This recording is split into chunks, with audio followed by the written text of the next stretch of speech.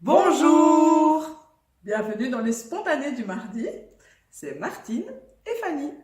experte en bizarrerie. Alors, aujourd'hui, nous allons aborder un thème qui nous a été proposé par Marianne Dupont. Merci Marianne. Merci Marianne. Comment apprendre à s'aimer? Avant de commencer, on va simplement vous proposer d'aller aimer notre page Facebook et de vous abonner à notre chaîne YouTube. Comme ça, on peut rester en contact. Et comme on publie régulièrement des choses, ça vous permet de continuer à recevoir des petites capsules d'inspiration au quotidien. Si, comme Marianne, vous êtes concerné par ce sujet, comment apprendre à s'aimer, si vous avez souvent des jugements sur vous-même, si bien souvent vous êtes en difficulté dans vos relations aussi, hein, si vous passez par exemple tout le temps en second lieu, vous ne faites pas passer en premier dans votre vie, eh bien il se peut que de fait, il y a une partie de vous-même qui ne s'aime pas vraiment, totalement, ou en tout cas, je suppose que nous sommes tous en chemin pour aller vers cet amour de nous-mêmes. Donc voilà, moi c'était mon cas, en tout cas, surtout dans la première partie de ma vie. Je ne m'aimais vraiment pas du tout. Je vivais dans les croyances, dans les jugements. Donc voilà, je crois que je ne m'autorisais vraiment pas à être. Et donc c'était très très difficile. En plus, bien souvent, c'est culturel aussi, hein. Si on commence à prendre soin de soi, à s'aimer, on va dire oui, pour qui tu te prends, pourquoi tu Égoïste. fais ça, t'es égoïste. Narcisse. Voilà, donc c'est bien souvent mal considéré aussi de prendre soin de soi ou d'essayer de découvrir qui on est vraiment et de vivre en harmonie avec soi-même. Et donc voilà, on avait vraiment envie d'aborder ce sujet-là pour vous tous et puis pour Marianne aussi. Donc voilà, on va vous donner aussi des clés. Oui, alors, je ne sais pas si vous savez, mais nous allons travailler avec les 4 dimensions qui nous composent en tant qu'être humain. Et ces 4 dimensions, c'est quoi? C'est la dimension physique, émotionnelle, mentale et spirituelle. Et donc, on s'est dit que c'était intéressant de vous donner ces clés dans ces 4 dimensions-là. Ça vous dit? Ils répondent pas. J'ai peur. Espèce de malade. Alors. Mais j'ai juste traduit ce qu'ils étaient occupés Ah à oui, dire, voilà. j'ai senti, tu vois. Oui, voilà, c'est ça. Alors, la première clé dans la première dimension, donc dans la dimension physique, eh bien, ça va être de prendre soin de son corps. Ah oui, prendre soin de son corps. Alors, on pourrait dire plein de choses là-dessus. On pourrait dire que c'est bien de manger bio, de faire du sport, enfin voilà. Vous connaissez déjà tout ça. Ici, la notion vraiment qu'on avait envie d'appuyer par rapport au fait de prendre soin de son corps, c'est dans le rapport au temps. Et oui, ce fameux temps qui nous manque souvent, qui nous file entre les doigts, c'est de pouvoir accorder du temps tous les jours, dans ses routines, dans ses petits rituels du quotidien, pour prendre soin de son corps. Ça veut dire tous les matins, tous les soirs, mettre en place un rituel de bien-être, de beauté, de soin de son corps, de pouvoir simplement prendre soin de sa peau, pouvoir se mettre du lait corporel ou de l'huile sur le corps, de pouvoir être un peu coquette, coquet, pour donner de la place en fait à son corps un petit peu tous les jours. Et donc ça veut dire investir du temps là-dessus, et ça veut dire peut-être aussi investir du temps sur soi, même dans des formations, pourquoi pas, mais en tout cas, voilà, tous les jours, prendre soin de son corps, c'est important. Alors, dimension émotionnelle. Dimension émotionnelle. Alors, une autre clé qu'on a envie de vous partager, c'est d'accueillir ses émotions, tout simplement. On en a déjà parlé. Oui, on va vous rabâche les oreilles avec ça, mais c'est vrai que c'est une clé qui est juste hyper importante.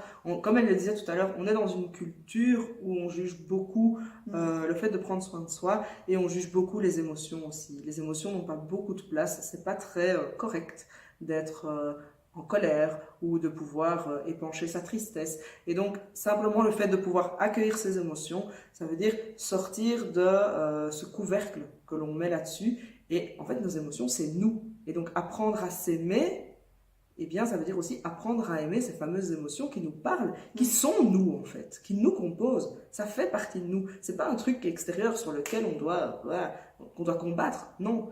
Apprendre à s'aimer, c'est aussi accueillir et aimer ses émotions. Alors, dans la dimension émotionnelle, il y a une deuxième petite clé Oui. que je voulais absolument partager parce qu'elle trouve que c'est vraiment, vraiment important. Oh. Ah. Voilà, alors c'est vraiment quelque chose qui, moi, m'a vraiment aidé d'un niveau émotionnel. Et c'est en lien aussi avec toutes les blessures que l'on peut avoir. Donc c'est vraiment au niveau de l'émotion, c'est à apprendre à oser dire non. Vraiment dire non, parce que quand on dit non à l'autre, c'est à soi qu'on dit oui. Et bien souvent, moi en tout cas, je me suis laissée maltraiter par la vie, hein, même parce que je n'osais pas prendre. J'avais tellement peur de perdre l'amour des gens que j'aimais, j'avais tellement peur de ce qu'on allait dire de moi que je me laissais parfois faire. Et donc voilà, oser dire non, ça s'apprend. C'est pas toujours évident parce qu'évidemment, si vous avez dit oui toute votre vie et puis que vous commencez à dire non, on se dit mais quelle mouche l'a piqué, justement elle est égoïste ou voilà. Eh bien non, c'est vraiment super important de vraiment écouter ses émotions à l'intérieur et de dire un vrai oui quand c'est un vrai oui et un vrai non quand c'est un vrai non. Donc ça, c'est une clé super importante dans la dimension émotionnelle. Alors, dans la dimension mentale, C'est toi. ah, c'est moi. Eh bien, dans la dimension mentale, ça va être de sortir des jugements que l'on peut avoir sur soi-même et de surveiller justement ses pensées et son langage. Ses pensées, ça veut dire que bien souvent, on se jette « Oh, je suis moche. De toute façon, oh, que je suis bête. Oh, je suis conne. Oh, il y a ceci. » Enfin, donc voilà, il y a plein de petites choses comme ça où chaque fois qu'on fait ça, en fait, on se juge et on s'envoie des ondes négatives.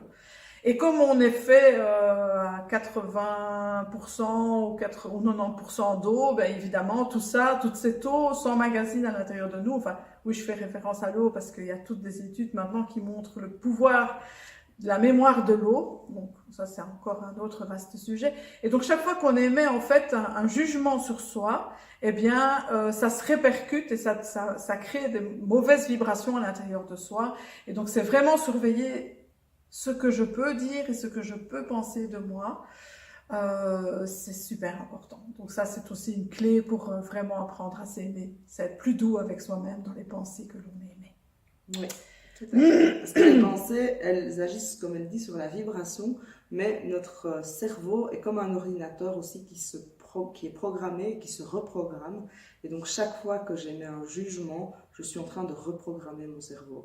C'est souvent dommage, en fait. Donc, la manière dont on le programme. Il vaut mieux utiliser la première clé, prendre du temps pour sourire, se rendre belle.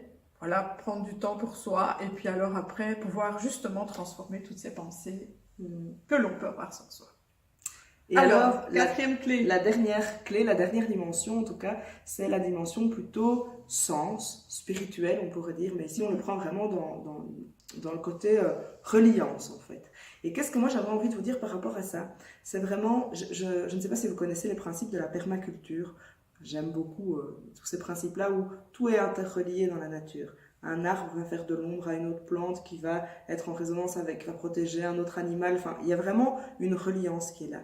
Et nous, en tant qu'êtres humains, nous sommes aussi la nature. Nous avons aussi notre place. Et le fait, est-ce qu'un arbre, alors on va poser la question comme ça, est-ce qu'un arbre, vous croyez qu'il se pose la question de savoir si il est assez tortueux ou pas assez tortueux, si ses feuilles sont bien mises ou pas assez bien mises? Est-ce que vraiment vous pensez qu'un arbre, il va avoir ce réflexe de ne pas s'aimer, en fait?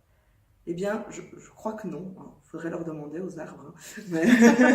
Mais voilà. Mais ce que je voulais amener par rapport à ça, c'est au sens. Voilà. C'est d'être aimer qui je suis, c'est simplement m'accepter, en fait, tel que je suis, à la place que je choisis d'occuper et que j'ai dans la vie.